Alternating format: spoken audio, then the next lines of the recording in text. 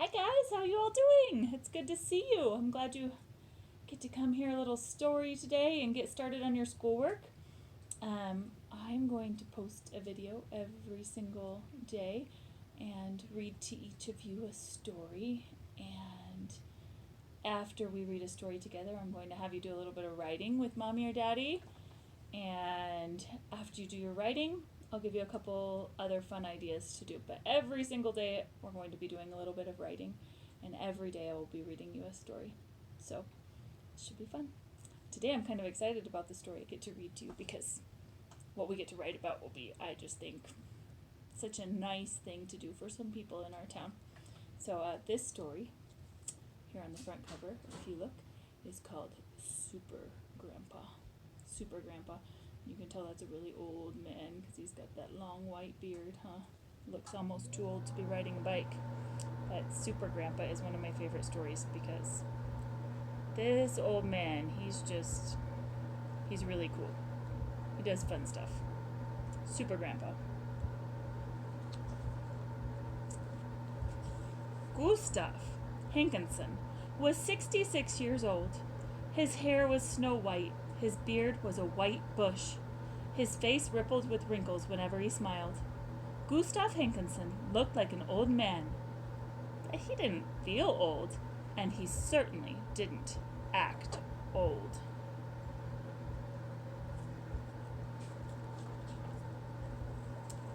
Everyone for miles around knew Gustav. People saw him on his bicycle, rain or shine, riding through the crooked streets of Grantovka. Past the bakers and the butchers and the wooden toy makers, over the stone bridge leading out of town, up steep hills scattered with farms, down narrow lanes bordered by stones, and then home again to his morning paper and a bowl of sour milk and lingonberries.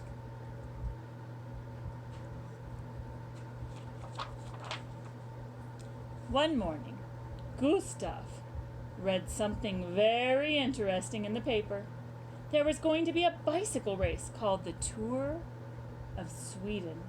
It would be more than 1,000 miles long, and it would last for many days. "This Tour of Sweden is for me," exclaimed Gustav. "But you're too old for a bicycle race," said Gustav's wife. "You'll keel over," said his son. "It will be the end of you." To keel over means you might die. Even his grandchildren laughed at the idea. "You can't ride your bike 1,000 miles, Grandpa," they scoffed. "Strumprat," Gustav answered. "Silly talk." And off he hopped on his bike and rode off to see the judges of the race. He would tell them that he planned to enter the Tour of Sweden. "But this race is for young people," said the first judge. "You're too old, Gustav." "You would never make it to the finish," said the second judge. "We can only admit racers who are strong and fit," said the third judge. "What if you collapsed in the middle of the race?" "Strumprat," protested Gustav. "I have no intention of collapsing because I am strong and fit." But the judges were not to be moved. "We're sorry, Gustav," they grumped. "Go home. Go to your rocking chair." Oh, that must make him feel sad. Gustav went home, but he did not go to his rocking chair. "They can keep me out of the race," he muttered, "but they can't keep me off the road." The next morning, Gustav began to prepare for the long ride ahead. He arose with the sun, packed some fruit and rye bread, and cycled far out of town over rolling hills dotted with ancient castles, across valleys dimpled with lakes, through forests thick with birches and pines. It was mid-afternoon before he returned.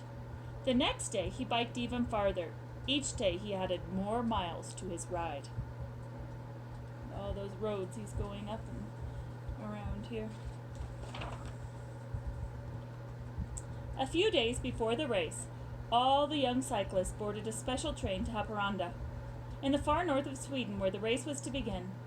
But Gustav was not an official racer. He had no train ticket. There was only one way for Gustav to ride in the Tour of Sweden. He would have to pedal 600 miles to the starting line. It took him several days to bike there. He arrived just as the tour of Sweden was about to begin. So he was probably already tired before the race even started if he already rode his bike 600 miles. That's a long way. All the racers wore numbers, but of course, there was no number for Gustav. So he found a bright red scrap of fabric and made his own. What number should he be? He had an idea. He wasn't supposed to be in the race at all. So he would be number 0. He chuckled as he cut out a big red 0 and pinned it to his shirt. Then he wheeled his bicycle to the starting line. The starting gun went off and all the young cyclists took off in a spurt. Their legs pumped furiously and their bikes sprinted ahead. They soon left Gustav far behind. So you can see right there, he cut out that G out of fabric, or that 0 out of fabric and put it on his back. That night, the racers stopped at an inn. They were treated to dinner and a bed. Hours later, Gustav reached the inn too, but there was no bed for him, so he just kept riding. While the others snoozed the night away, Gustav pedaled into the dawn. Early the next day, the other cyclists passed Gustav, but he kept up his steady pace, and late that evening he again overtook the young racers as they rested. And in the middle of the night, he napped for 3 hours on a park bench. That would not be a very comfortable way to sleep after you've pedaled that hard in the race. On the third morning, Gustav was the first to arrive in the little town of Luleå. A small crowd of people waited, hoping to catch a glimpse of the racers zooming by. Instead, they saw Gustav. His white beard fluttered in the breeze, and his red cheeks were puffed out with breath. "Look!" cried a little girl. "Look! There goes Super Grandpa!" Super Grandpa? Everyone craned to see. Yes, he does look like a Super Grandpa. A few clapped. Others shouted friendly greetings. Some of the children held out their hands, and Gustav brushed their palms as he rode by. "Thank you, Super Grandpa. Good luck to you." A photographer snapped Gustav's picture. It appeared the next day in the newspaper. The headline read, "Super Grandpa takes a ride." Now all of Sweden knew about Super Grandpa Gustav Henkenson.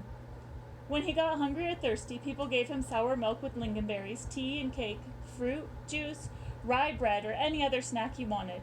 Newspaper reporters rushed to talk with him. Radio interviewers broadcast every word he spoke.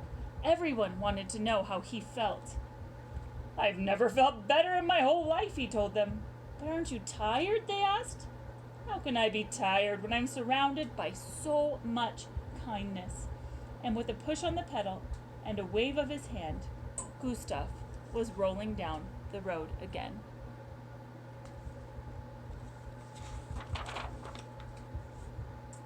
Once again, Gustav rode through the night, passing the other racers while they slept. When his muscles felt stiff, he remembered his cheering fans. He pedaled harder, and so it went day after night, night after day. By the light of the moon, Gustav quietly passed the young racers in their beds. Then they slept outside, but only for a few hours. Under the long rays of the morning sun, they overtook him and left him struggling to keep up his spirits and his pace. But each day it took them a little longer to catch up with Gustav.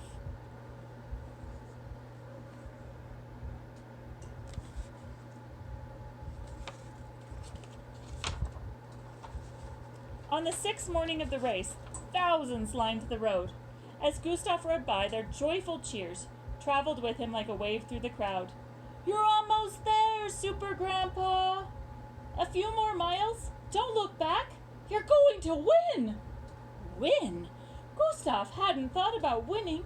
He simply wanted to ride in the Tour of Sweden and reach the finish line. But win?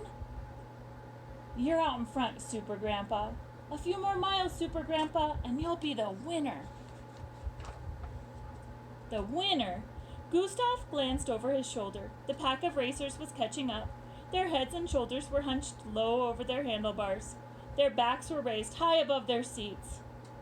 Gustav decided not to think about them. Instead, he thought about his many fans. He thought about how they wanted him to win. And suddenly, he wanted to win too. Look at them, catching up. Gustav looked ahead. In the distance, he could see a bright banner stretched all the way across the road. The finish line! Gustav lowered his head. He raised his back. He whipped his legs around with all their might and all their motion. And the next time he looked up, he was bursting through the banner and rolling over the finish line, just before another racer thundered past. The crowd roared. People lifted Gustav onto their shoulders. They showered him with flowers and they sang victory songs. The police band played patriotic marches. The 3 judges, however, said that Gustav could not be the winner because he was never actually in the race. Besides, it was actually against the rules to ride at night. No, the big gold trophy would go to another racer, not to Gustav. But no one seemed to care what the judges said. Even the king stepped up to hug Gustav and invite him to the palace. And to nearly everyone in Sweden, Gustav Hinkinson, 66 years old, his hair as white as snow, his beard a great white bush, his smiling face an orb of wrinkles. I like that description. To them, Super Grandpa Gustav Hinkinson had won the Tour of Sweden. And that's the end right there.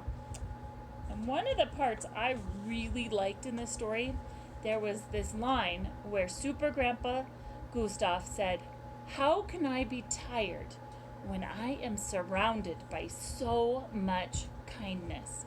And I think that's just a really good line. And so I was wanting us to do something really kind for some people in town who could use a little bit of kindness right now. So over at Barton Hospital, some of you have probably been to Barton Hospital before. Some of you probably were even born there. There is a big group of older people. They're all pretty old, and they live in this special section called the Skilled Nursing Facility. I hope some of you have gone in there before to visit with them. But it's kind of sad right now because with all these people getting sick, they don't get to see their families or anything. So they're just kind of bored in the hospital. And so I heard from one of the nurses who works there, and she said it would be really, really cool if you guys would write some letters to them. So I put on Google Classroom for you all a little writing prompt. It's under the classwork section up at the top of the page, and Mommy and Daddy will help you find that, I'm sure. And it tells you what I would like you to write. I don't want you to just write it, like type it out on the computer. I'd rather you draw a picture and use your nicest handwriting on a piece of paper, because that's what we're learning how to do in kindergarten, and I want you guys to keep doing that. Do remember to put a finger space between each of your words. And of course, at the end of the sentence, we always put some kind of a punctuation mark. In this case, I think you're only going to need periods, but maybe you have a question you want to ask someone or something. So what I would like for you to do is tell one of those older people a little bit about you and what your age is and what your name is, and then tell them a goal that you would like to have when you are an older person. So think really hard, like what's something you would like to do when you're an old man or an old woman. And I think they'll find that really interesting. And then if Mommy and Daddy could take a picture of whatever, like if you wrote it on a piece of paper like this, if they could just take a picture of it and post it up on Google Classroom, I get to look at all of them, and I will make sure that all of those letters go to someone at the hospital. And you get to keep your paper copy. So I was also thinking it could be cool if you sent the exact same note, the one that you have a copy of. You could fold it up, put it in an envelope with a stamp on it, and you could ask Mommy or Daddy for your address and put it on the envelope, and you can mail it to maybe one of your grandparents and another older person that you know. So we can actually make two people's lives a lot happier all at once with one assignment. Also this week, today, I would like for you to do at least one assignment in your math book. I don't care which one it is, because you guys are going to move through this how you move through it at home with your mom and dad. One more thing I'd like you to do is, spend 15 minutes on ABC Mouse. And Mom and Dad have the login for you if you haven't already been doing it. and I can look on my computer and see if you're really doing it too. So hopefully you all are taking some time to do that each day as well. And of course, just spend some happy time with your family. I hope some of you are baking together. I hope that some of you are outside playing in the snow together, doing all kinds of fun stuff. This is actually, so you know, the room I'm in is the room that I used to homeschool my own kids in. And so I think homeschooling is kind of fun. So I hope that you guys are enjoying your time at home with families right now too. I will see you all tomorrow, and I hope you guys have a wonderful day together. Talk to you later. Bye.